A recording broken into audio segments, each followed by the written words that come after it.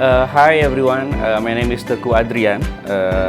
I'm one of the first alumni of Fatih Bilingual School. Now I'm working as a product manager in Ayo Connect, a bill payment company in Jakarta. So I want to talk about my experience in Fatih. It was really special. So we were learning in English for most subjects, and we had some native English speakers here, and it really helped me to practice with my English. And it definitely one of the things that brings me to where I am today. And besides academics, what I really love about our school was we had some really special teachers and also advisors who stay with us in dormitory as well. They really took good care of us, not only in academic, but they really treated us like a family.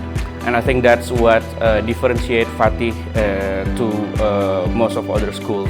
Okay, and I think that's all I can say for today. Thank you.